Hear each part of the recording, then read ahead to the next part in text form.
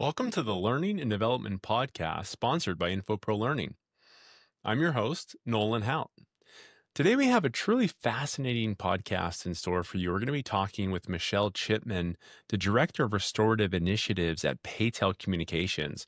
And we're going to be talking about creating learner-centric strategies and specifically focusing on meeting learners where they are. What makes this such a fascinating conversation, though, is that Michelle's learners are incarcerated. And as I found out in our podcast today, there are so many parallels between her world and our world that I think this podcast is going to be really entertaining and educational for anybody in the L&D field. Well, with that, let's go ahead and meet our guest. Hello, Michelle. Welcome to the podcast. Hi. You know, Michelle, I really appreciate you joining and sharing some of your knowledge with everybody today. A lot of what we're going to talk about today is, meeting learners where they are, and really excited to get into that topic with you. But before we do that, I just like to open up as we start with every podcast and learn a little bit more about your role, not just at Pay Tel where you are today, but kind of what was your journey to get there. We recognize that a lot of people in the learning and development field don't necessarily always have the same path. They zig, they zag. It takes different routes. How did you get to where you are today? Yeah, so currently I am the Director of Reentry Initiatives at Pay Tel Communications, focused on our educational solutions for men and women who are currently incarcerated. And that's a really good question about the journey, and you're absolutely right. A lot of zigs and zags. I was in college doing not much anything, not really invested in anything. I'm sure that's not new to anybody. I had a friend that she just became an insurance agent, and I was like, well, that sounds like fun, I guess. I don't know why that'd be fun to a 22-year-old, but I was like, okay. Did that, because you can make, some pretty decent money being an insurance agent when you're 22. And started with a company. Really loved the statistics of it and the customer service of it. Really geeked out about insurance. Asked me about inland marine sometime. And it was a larger corporation, and they had something called corporate training. And I was like, what is that? What do you do there? What's all that about? Tell me more. Started doing more research and education on that side. Learned that is a very interesting career, a very interesting job for people to have. So moved into corporate training with that company, onboarding new agents and sales training and management development. Then in 2016, I had another friend that said they worked with inmate communication. I was like, what is that? What does that do? Yeah. That sounds interesting. And it's much more, tech-based, software-based. Joined Pay Tel on the other side of it. So it was much more on a client support side. So software training and onboarding for new clients. And we really wanted to start this initiative and deep dive into offering an education solution for the incarcerated men and women. And I was like, well, that's interesting. How do you plan to go about that? And kind of shoehorn my way in. So really, I'm just overly curious and overly nosy, and that has brought me to where we're at. Yeah, that's excellent. That idea of being curious. I think his name is Simon Brown. He was the CLO of, I think, Novartis for a while or something, and now he's a partner at EY.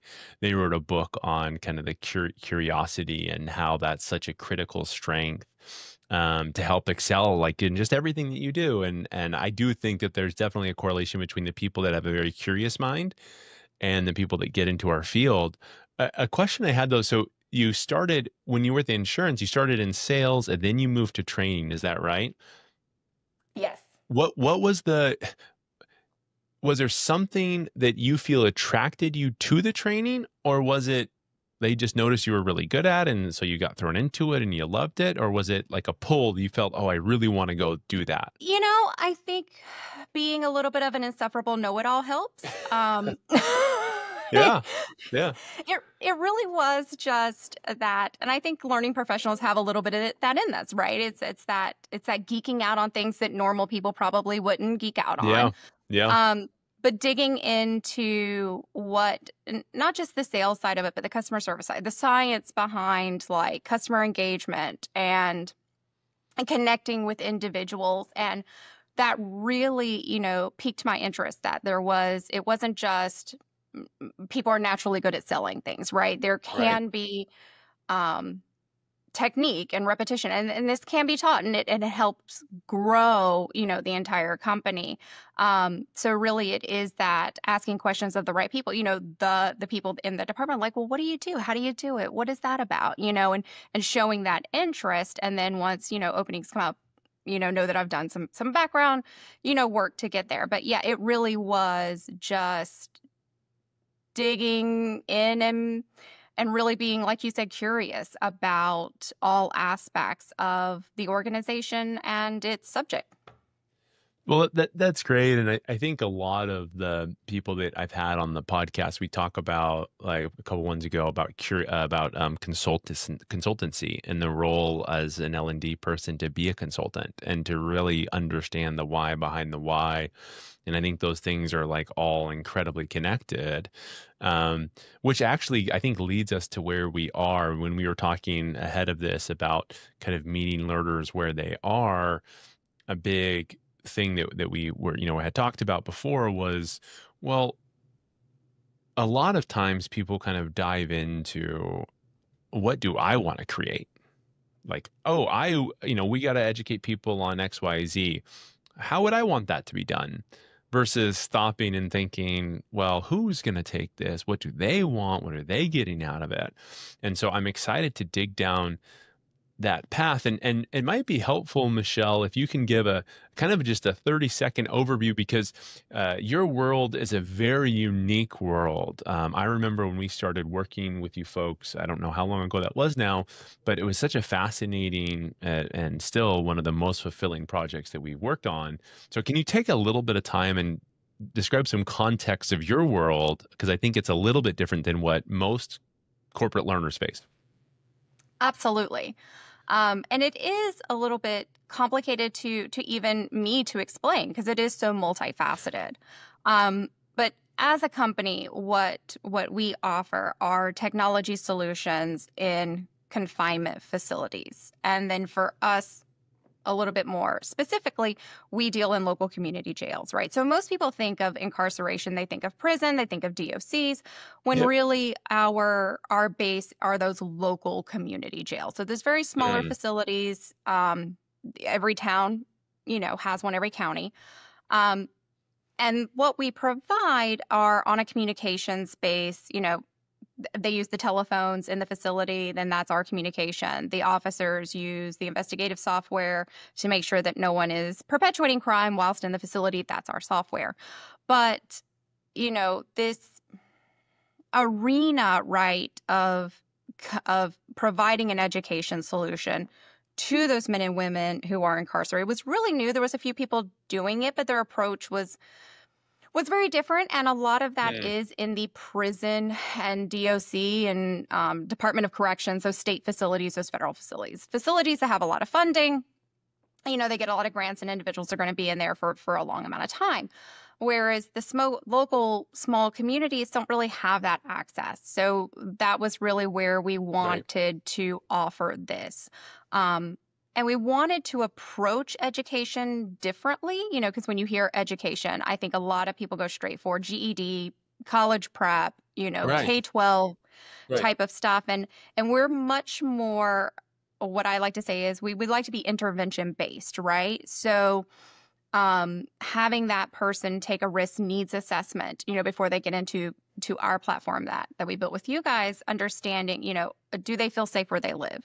Are they unemployed or underemployed? Do they have some addiction issues that they're working through or substance use disorder? Are they safe in the relationships that are around them? And then Mm, offering more resources that meet those needs, right? Understanding the relationships, how relationships affect, your life, like you said, right, even going back in the corporates, what do they expect to get out of it? So talking about their goals, right? Obviously, their goal is not to be incarcerated. So how can we give them resources and education to help them make different choices once they're released to then hopefully go on to live the life that they, would feel successful in? And on the flip side of that, this is something that I talk about because we are in community jails. Every person that is interacting with the platform is your neighbor.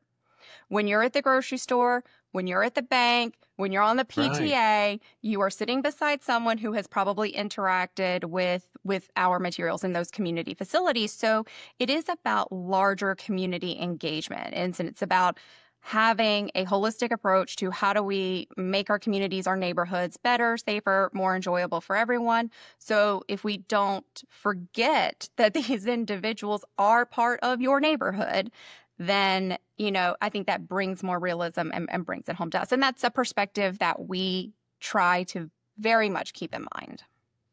So when we talk about delivering education experiences to them, and you mentioned a couple unique demographics, or I should say circumstances, like within that, and what are the table stakes of our learner versus maybe a corporate learner.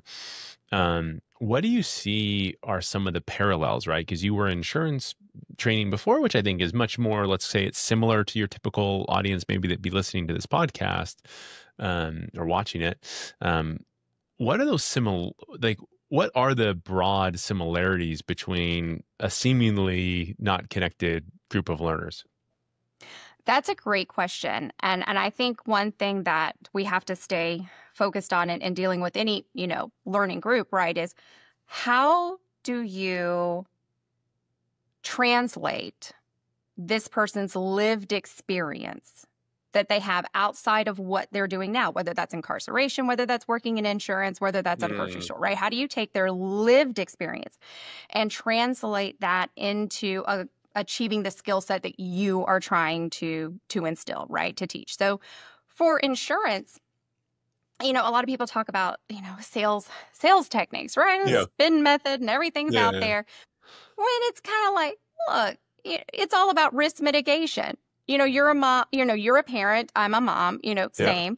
We can talk about, okay, well, if life insurance, let's talk about what it really is and who it's there to protect. You're taking that person's lived experience. Or if you have someone that's like really young, talking about their financial risks if something were to happen. So again, risk mitigation. So, using that learner's lived experience to translate to that skill set. Well, the same way for that incarcerated person.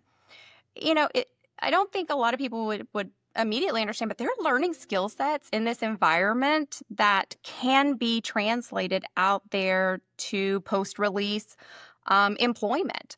They're learning how to deal with people that, on a scale that probably we will never understand. They're thrown in with a bunch of strangers from a bunch of different backgrounds in a forced lived environment for 24 hours a day. And those skills to navigate that can be translated into employability skills or social skills, So really keeping that focus on not just your goal of the upskilling you're trying to do, but how do you take that person's lived experience and translate that into how, everyone brings their own advantages, and how do you get them to recognize that? Yeah. And I think a lot of that speaks to kind of the, sometimes even like the pros and cons of each learner environment, right? Like a con, let's say, of a insurance learning environment is people don't have time, right? In a call center environment, it's like, anytime I'm training, I'm off the clock. I'm not making money. Versus as an incarcerated person, maybe that looks a little bit different. And I think that was a really interesting thing of when we were talking, we realized that it's not really about the actual thing. It's really more about what is this person's makeup of this day, knowing that everybody has a different makeup, and how might we create learning programs that overcome a lot of those things. One of the things you talked about was the I had never really thought about it, but like this variable of negative educational experiences and trying to overcome that. And I think about it because I remember doing a podcast with a lady who did bias. They did a simulation training on removing bias, and we were talking, and she's like, it's a really hard thing actually to educate people on, because the second that you tell them that you're educating them on removing bias, they have bias now, because they're now, well, I'm not racist. I have white friends or black friends, or like they immediately Yes. just think, well, that's not me. And actually that was the beauty of the game, is that they didn't tell them that's what the purpose was. They were allowing them to uncover. So it helped remove some of those negative educational experiences or contexts. What are some of those like negative experiences that you're trying to overcome in your environment? Absolutely. Because that's something that we had to learn, right? Or Mm. what are some of the barriers to someone wanting to dive into self-help or education? And a lot of that is, are they ready to receive it? Right? Are they ready to receive this information? And I'll speak a little specifically about substance use disorder or addiction recovery. Right. That's probably one of the hardest things for someone to admit Yeah, that they totally. have, right? It's hard to Totally. say you're an addict or that you struggle with Hmm. addictive behaviors. So it's starting with asking some softer questions. So we worked with a professor of criminal psychology to really, how do we phrase this, right? And again, working with experts, right? How do we phrase this in a way that someone could admit that they have an addiction issue without having to say it up front right away if they weren't ready? So asking those softer questions about, hey, do you spend more money than you would like to on drugs and alcohol? Hmm. So you're not saying that Mm. you have a problem with the substance. You're asking, is this affecting other areas of your life? Or, In a um, very real sense, because money is something that like it's a resource, and you're like, when you get asked that question, it stops you have to stop and think, well, how much money, I guess, am I spending, and how much disposable do I have? Yeah, totally. It instantly engages me into the conversation. absolutely. And if they answer yes to that, it's a softer answer to yes. When Yeah. you look at some of the relationship, this one's the hardest, right? When you ask about some of the relationship issues, it's a really Right. hard question to say, are you being abused by your partner? Flip Yeah. side of that, are you abusing your partner? Mm. It's a hard question to ask. It's a hard question to answer. Someone's got to be real ready to say, Yeah, yes, totally. I'm in an abusive Totally. relationship. So you ask those more reflective questions. Do you and your partner fight, more than you would like to in the week, or several times a week, or Mm. one or two times a week? Or do you find that you're arguing a bit more than you would like, right? So again, it's still on that litmus test of you. Yeah. Do you find that you fight more than you feel is appropriate? So asking those more softer questions that they'll answer yes to can open that door. Same for the children. Right. Again, I think any parent, if asked point blank, do you have a bad relationship with your child? No. You know, Yeah, everyone believes, and they're trying their best to be parents. absolutely. But if you ask a question, would you like to better your relationship with your Right. child? That's going to get you to the yes. And then you can have these course topics that then they can scroll through the catalog and make those choices and have a softer admit, like, well, I'm just going to read this because maybe Yeah. I know Well, someone. yeah, what's so fascinating about that, and I just read this really great sales book called The Jolt Effect. I really like Challenger Sale. I don't know if you ever touched that when it came out years ago. This book came out years ago, maybe a decade, and then they followed it up with The Jolt Effect, which just talks about how fear, uncertainty, and doubt is like really increasing or changing how people buy things, because it's very risky. But anyways, it's a long story short. I was talking to my brother, who's going to try to implement this in his company, and getting salespeople to admit that they're not the world's best salespeople is hard. Like, and I was just, I'm drawing a parallel. Obviously, what you do is a much bigger challenge and has a much greater impact on the person. But if I'm a salesperson, I am never going to admit that I'm not the world's best salesperson ever. And honestly, because probably part of what makes them great is their ability to have confidence. But finding a way to get people to care about the training program. So like I was like thinking, oh, what would be, are you earning as much commission as you thought you would be when you joined the company? Or are you winning as many deals as things to kind of get them before you're going to force them into a training program, get them to, as you said, an easier way to say yes, make it easy for them to say yes. That was really like a really phenomenal insight that you shared. Yeah, there are things that we had to really focus on that I probably should have been focusing on, 15 years earlier or in my career. But this audience, right, will really, make you think harder about those situations, and then they can translate back. We still do, corporate training here at Pay Tel. I'm not, part of that. But even small techniques that we've learned from this side, we implement over here too. Like you said, like some of those, more easier to say yes questions, more choice, right? More unmandatory, but more open catalog, type of training implementations. Putting more choice, an easier yes there, I think are universal concepts. Yeah, totally. And now there was another topic, and maybe we covered part of it, but we wanted to talk about trauma-informed learning and designing content around that.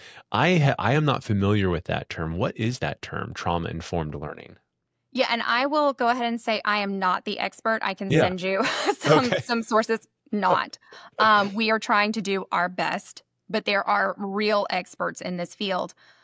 But again, just like I was talking earlier about translating individuals' lived experience into how they can upskill, this is just being aware that topics you may cover that you may not feel are sensitive could be, right? And so understanding that if you are anything relationship-based, right? Anything relationship-based, don't take things for fact that may not be, right? Don't assume, right, that everyone has the same background in positive relationships that you might or that most people might.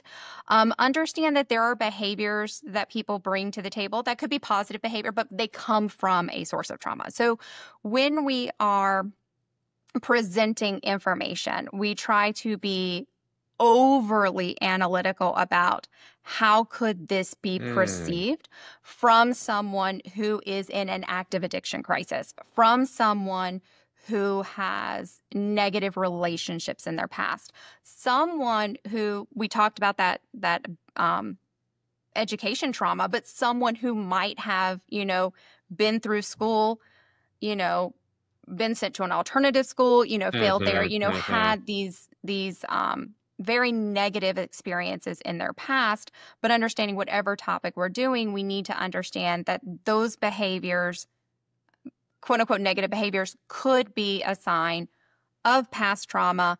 And how do we be sensitive to that? Or how do we address that, right? I mean, if you are a person who is very slow to trust, right? And that could be whether an incarceration side, whatever, right? You're just not quick to open up. You're slow to trust. Understand that if I am trying to upskill you in a customer service environment or sales environment, understanding that the people that could have that slow to trust could be because of past trauma. Now, it may not be appropriate to dig into that. It's just as you're writing things, as you are creating programs and courses, understanding that some of those behaviors could be trauma linked and doing a little bit of research, beforehand about how how that person could be effective, just so you're informed as you are creating those programs. Yeah, and I'll keep kind of drawing some parallels. I think I was just talking to a gentleman from Deloitte yesterday, and he was sharing that he thinks that we need to be doing a better job of creating smaller cohorts of learning so that we can really segment and target audience as well. And I was thinking about it when you were talking about kind of this trauma-informed, learning in the way that I understood it.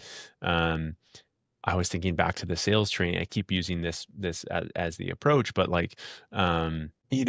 in a sales team, traditionally you have 50% or so, or whatever, depending on the type of sale, you might have 50% of your people not hitting their targets.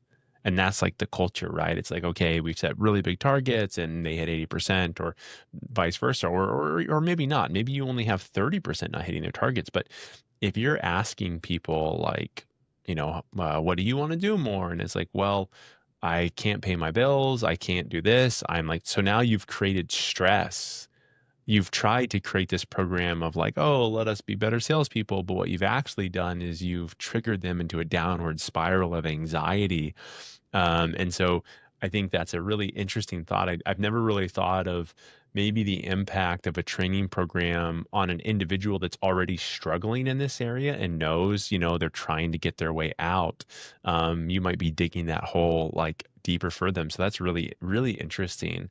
And now, I know, like we talked about a couple of them, but about the design of training. But in general, Michelle, from your perspective, you're leading a lot of these programs. Like broadly speaking, what are those challenges that you face in the correctional setting itself, right? Like, do you have budget problems? Because everyone else has budget problems. What are do you have subject matter expertise problems? Because we do. Do you have engagement problems? Because what are the top kind of problems that you see more from like an organizational standpoint that apply in your setting? Yeah, everything, all of the above. And I'll tell you a little bit about the SME journey too, because that has been interesting. But yeah, budgetary problems absolutely are there, especially since, to give you a little bit of background. So our education program is completely non-revenue. So we rely on the revenue side of the company to pay Fund. for our education. It is not learner paid or facility paid or taxpayer funded. It is completely funded from us. So there's absolutely budgetary restraints there. Subject matter experts, not a lot of them in this industry, right? Like you said, there's books and books and books and books on sales and the corporate world, and not a lot in this environment. However, there are a lot of formerly incarcerated individuals who don't realize that they are a subject matter expert. And what we have really, and thanks to our partners that we work with, because they'll know someone. It's all about networking, right? They'll know someone who knows someone. There are people who have come out of incarceration extremely successful, that have gone on to have amazing careers in different industries, back in education, higher education. And those are the individuals that we really rely on too, to speak to some of those things that, we may have a personal weakness. And when I say we, I have a team. I have 2 instructional designers that write courses as well.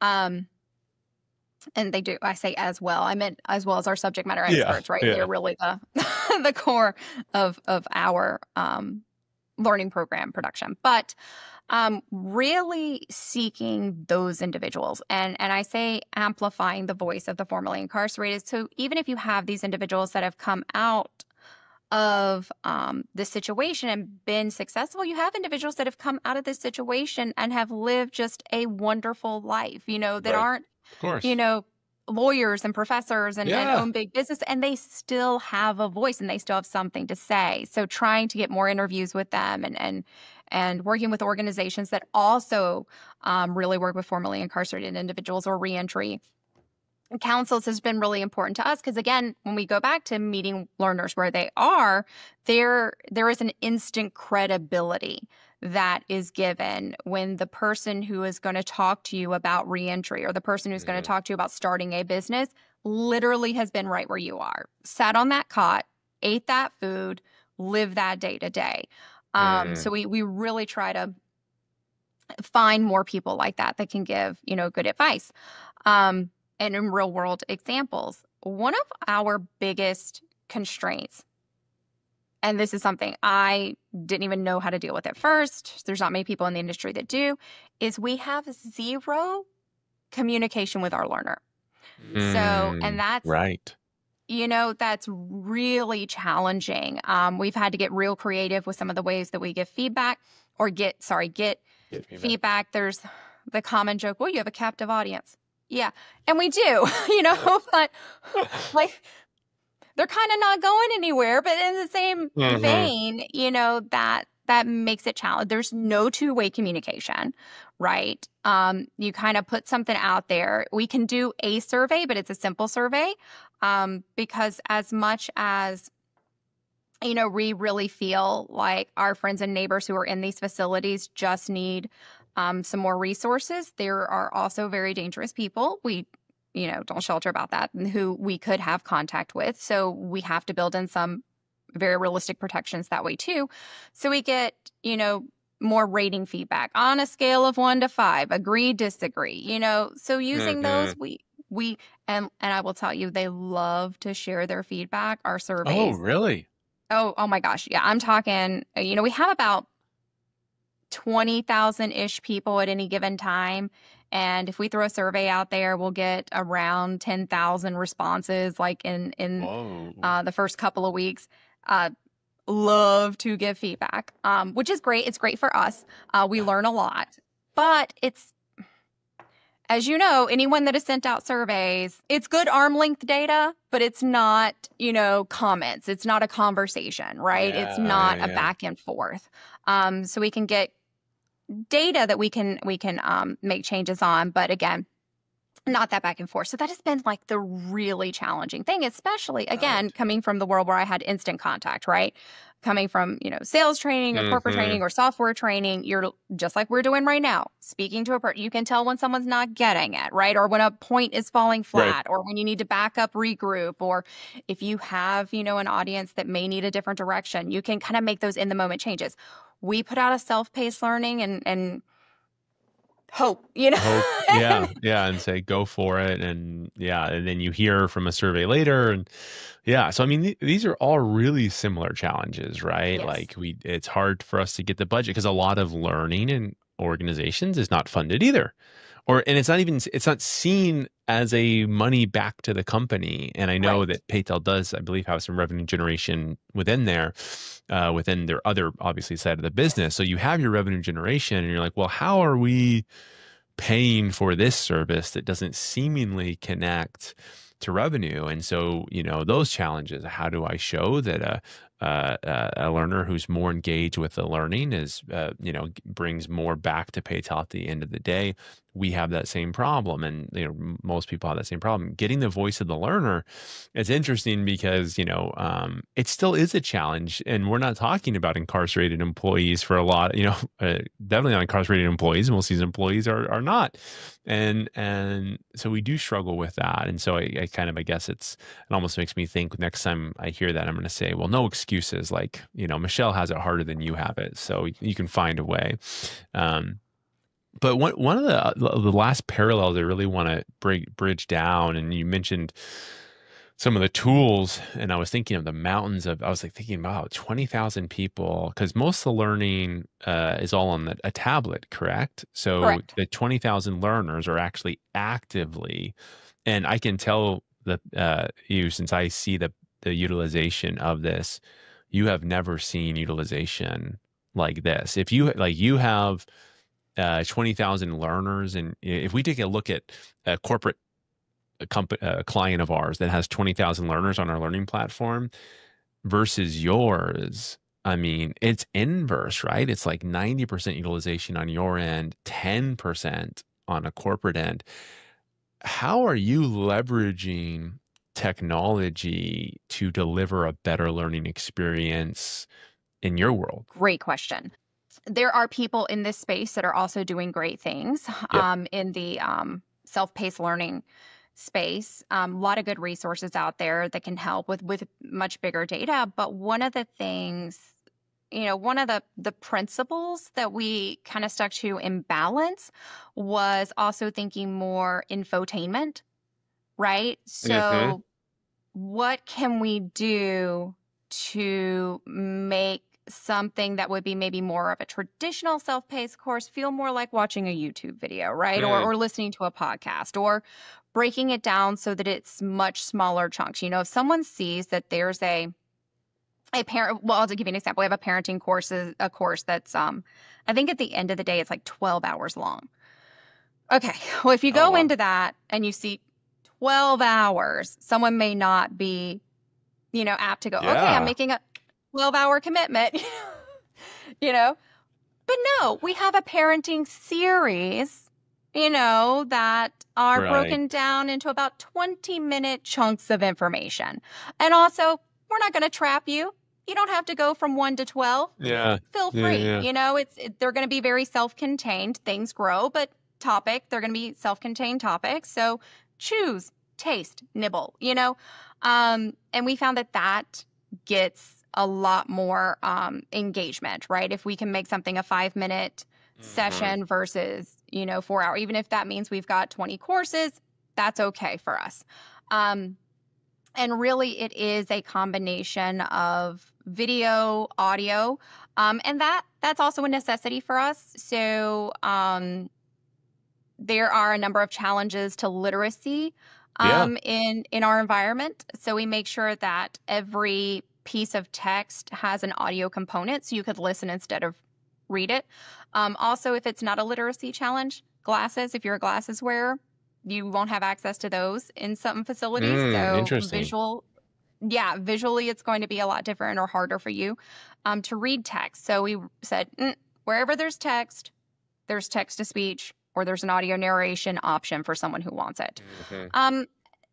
So giving those, video, audio, can really help with people diving into that. And then there's topics that they just get in and devour, and that's kind of where we reach more of. And a lot of that is the videos, the interviews, Yeah. the courses written by those formerly incarcerated Mm.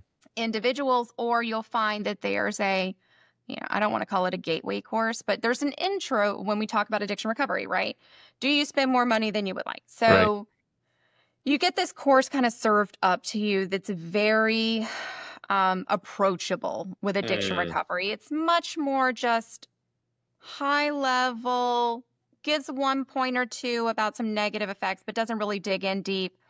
And that serves as maybe an introduction. Then that person can go to the catalog and go, oh, here is a course on harm reduction that again is 10 hours that I will now want to sink my teeth into. Or right, here's an opioid course that really Mhm. goes in, it's in partnership with Harvard Medical that really goes into, all of the science behind it. So having those softer options Yeah, and that it's really personalizing that experience as well, so if I remember, Michelle, when they come in, they have a tablet that serves up a lot of, it has different purposes as well, but one of these is this educational purpose, and they can take, some surveys, and based off of how they're engaging with some of these things, some of these, teaser courses, or, what intro courses, it then builds out kind of a profile for them that's highly relevant to them. And I think that that's such a good application of how you're using technology there to